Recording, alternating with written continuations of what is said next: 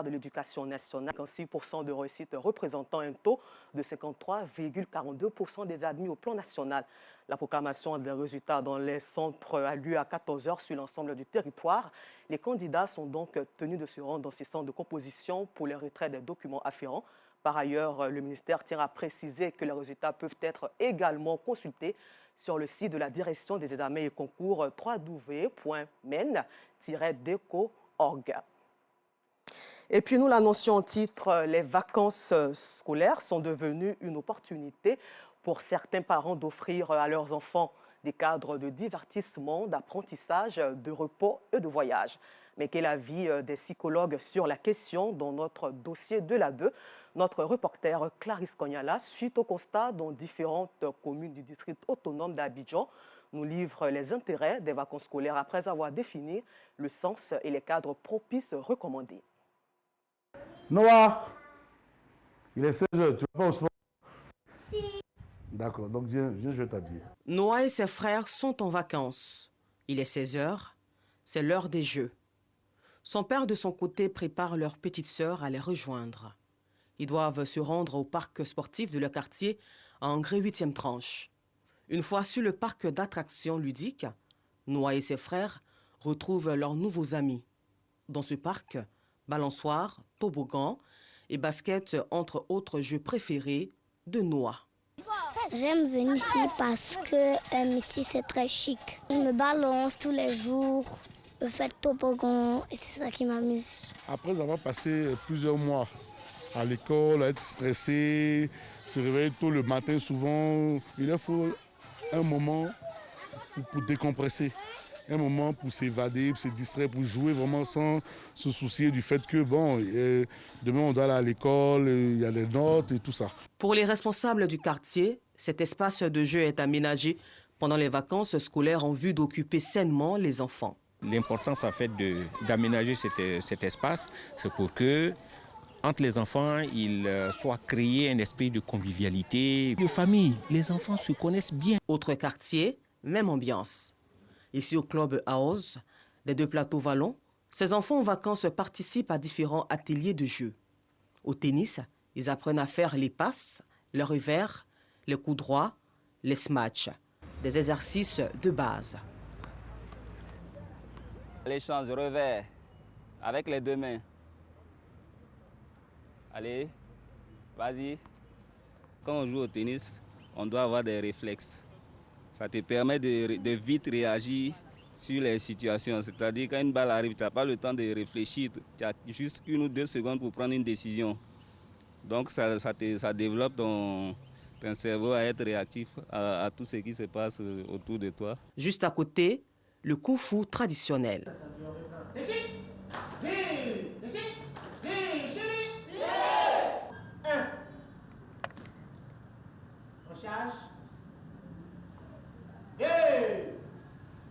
La sagesse, la discipline et la fraternité, les valeurs de ce jeu. C'est pour mettre les enfants un peu en forme et leur apprendre la discipline.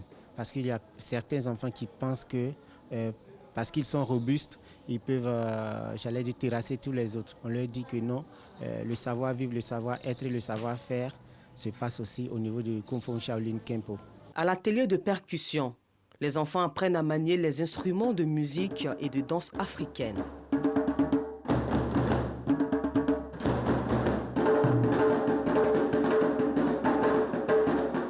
Je viens pour toutes les activités. J'apprends à faire du karaté pour me défendre face à un danger. C'est un sport que j'aime bien.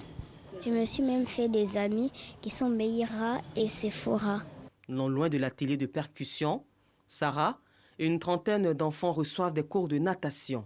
On peut se retrouver dans un endroit où on va tomber, on est dans l'eau et puis on ne sait pas nager. Si on ne sait pas nager, on va mourir.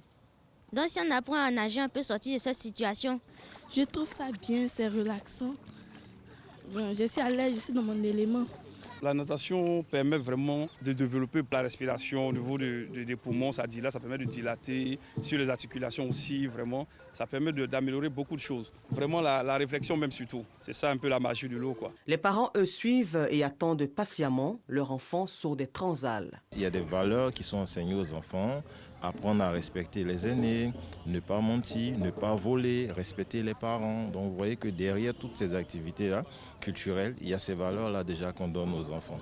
Dans ces centres aérés, le petit déjeuner, le déjeuner et le goûter sont servis aux enfants à des heures bien précises. Après Angré, cap est mis sur l'International Basketball Academy, toujours dans la commune de Cocody. Sur ce terrain de basket, en plus des Ivoiriens, on y trouve des enfants venus de la Chine, de l'Inde, de l'Ouganda et de la Norvège. Moula, de nationalité indienne, parvient à s'exprimer en français depuis qu'il s'est fait des amis dans ce club de basketball. On m'a aidé de parler français quand je suis venu ici. Le coach, il aide tout le monde. Si on ne peut pas faire quelque chose, il vient, on t'aide. Et puis après, on peut faire. J'ai fait des amis, beaucoup des amis ici. Je viens de Norvège. Pendant une semaine, je me fais un ami. Au début, quand je venais, je n'étais pas assez fort, mais maintenant, on me traite comme le meilleur. Avant, j'étais assez petit, maintenant, je suis grande pour moi. Je commence à avoir de bonnes pointures. Il n'y a même pas deux mois, je faisais déjà du 44, maintenant je fais du 45. On les jumelle, on les met 2 par 2 pendant les exercices de dribble, les exercices de passe. Et pendant les jeux aussi, quand ils sont 5 contre 5, pendant les matchs, ils doivent coopérer ensemble, ils doivent jouer ensemble et puis former une belle équipe. Dans ce club, le brassage culturel est une réalité. C'est aussi le cas à l'INSAC où plusieurs activités de vacances sont organisées pour occuper sainement les enfants. Dans cette classe, par exemple, ces enfants crayons de couleur en main colorient des images. J'ai fait un dessin, les dessins ou la caca où tu veux jouer à la table. Il y en a qui ne sont même pas encore allés à l'école, mais qui arrivent à colorier quand on leur demande de faire ça. En fait, quand ils voient leurs amis travailler, ça les pousse à travailler. Il y a un calendrier bien établi, un emploi du temps, chaque jour avec son activité. Les plus grands, eux, appliquent des gouaches sur des papiers canson pour obtenir des formes de figures abstraites. Ce matin, le directeur de l'Institut leur rend une visite pour s'assurer du bon déroulement des activités. Pendant un mois, nous recevons les enfants et nous les initions à tout ce qui est pratique artistique. Je veux parler de la peinture, du théâtre, de la danse, de la musique. L'objectif, c'est d'aider les parents à occuper sainement les enfants, mais surtout à découvrir la personnalité de leurs enfants. Si à Cocody, les enfants pendant ces vacances scolaires s'occupent sainement, qu'en est-il pour les enfants des autres communes? Pour le savoir, direction la commune d'Abobo. Dans ce centre pour les enfants démunis, les jeux d'échecs permettent aux enfants de passer du bon temps. Le jeu d'échecs, on peut devenir un grand joueur, mais on peut aussi devenir une personne qui est meilleure dans la société. Parce qu'au-delà aussi, il inculque des valeurs sociales. L'honnêteté, le fair play, l'esprit chevaleresque, la bonne camaraderie. Quant aux tout petits, ils sont en pleine répétition et attendent impatiemment leur goûter. Hors du centre, dans le quartier SOS, vit Mathurin. À la retraite, il ne peut inscrire ses enfants dans un centre de jeu faute de moyens financiers. C'est très difficile, on n'a pas d'argent pour envoyer nos enfants dans les centres aérés à Cocody. La situation précaire des parents ne constitue pas un frein à l'épanouissement des enfants. Avec les moyens de bord, ces enfants ont trouvé des astuces pour se créer un cadre ludique à la maison, tout comme dans le quartier. Certains font du vélo, quand d'autres jouent à la marelle. Pendant les vacances, je m'amuse, je vais chez mes camarades, on s'amuse. Mais j'aime plus jouer la marelle, parce que ce jeu me plaît beaucoup, ça m'épanouit. Pour s'occuper, ceux-ci préfèrent jouer au baby-foot. Quand je me réveille, je sors, je mets au dehors. Je mets derrière mes amis pour s'amuser. Et puis le soir, on va jouer au foot. Les jeux et certaines activités de vacances sont d'une importance capitale pour l'équilibre et le mental de l'enfant, selon cette pédopsychologue. Tout tourne autour du développement mental. Quand vous prenez des jeux, il y a des règles qu'il faut respecter. Donc l'enfant qui va respecter des règles, c'est que cet enfant-là apprend déjà à se socialiser, puisque dans la société. Et cet enfant gagne parce qu'on a dit il est dans le principe du plaisir. Et l'enfant qui joue obtient ce qu'on ne peut pas quantifier. En attendant la reprise des cours prévus en septembre 2022, Les enfants profitent aisément des vacances pour s'occuper sainement dans différentes activités ludiques. Et pour la Côte d'Ivoire solidaire et développée avec Sam Conan, rendons-nous tout de suite dans la région du Boclé pour être aussi témoin de l'électrification de plusieurs villages par le ministre-gouverneur Philippe Legris. Le chef du village de Lobakuya, dont Takouré, serrant dans ses bras le ministre-gouverneur Philippe Legris.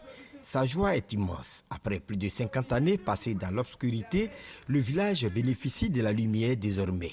Un grand merci à celui-même qui a permis de célébrer un tel événement, la fête de la lumière. Je l'ai nommé le président de la République, son Excellence Alassane Ouattara. Après nous avoir donné une sous-préfecture, nous voici aujourd'hui à la cérémonie de raccordement de Lobakuya au réseau électrique national. Merci, Président. Philippe Legris, après avoir procédé à la mise sous tension de Lobakuya, s'est adressé à la population. Depuis que vous existez là, il y a eu beaucoup de présidents, il y a eu beaucoup d'hommes. Est-ce qu'il y a quelqu'un qui a pensé à vous en courant? C'est grâce à qui vous avez aujourd'hui la lumière? C'est grâce à qui? Aujourd'hui, vous pouvez voir de l'eau glacée. Est-ce que ce n'est pas bon ça? Alors, il faut dire merci au président Alassane. La région du Boclé, c'est Alassane Ouattara ou rien. Après Lobakuya, les villages de Balokuya, Labakuya, Sawa, Kosso, Sago et Dakpadou ont été également connectés au réseau électrique national. À Dakpadou, village alimenté depuis par un groupe électrogène comme à Sago, la fête de la lumière s'est transformée en un hommage au chef de l'État Alassane Ouattara. En témoigne la mobilisation de la population avec des banderoles et des pancartes. Grâce au président de la République, Dakpadou sort aujourd'hui de l'obscurité. Grâce au président de la République, Dakpadou prend le train de la vie moderne. À partir d'aujourd'hui, vous n'allez plus entendre le bruit de groupe électoral. Alors comment on va faire? Il faut applaudir à nous. Selon le ministre-gouverneur, 23 autres villages dont les travaux de raccordement ont démarré vont être mis sous tension d'ici fin novembre 2022, portant ainsi le taux d'électrification à près de 95% dans le Boclé, depuis l'avènement du président Alassane Ouattara au pouvoir. D'autres projets comme le bitumage de l'axe Sassandra-Gagnoa, Sassandra-Soubré, en passant par Guéyo, ont été annoncés par le ministre-gouverneur. À l'international, selon les médias d'État, la junte birmane a exécuté 4 prisonniers, dont un ancien député pro-démocrate, ce qui constitue la première application de la peine de mort depuis plus de 3 décennies. Et puis au moins 17 migrants haïtiens ont été retrouvés sans vie et 25 autres personnes secourues en mer lors d'une opération de sauvetage du naufrage d'un navire au large des Bahamas. Voilà, c'est tout pour aujourd'hui. Encore merci à vous et bonne suite au programme sur RTI2.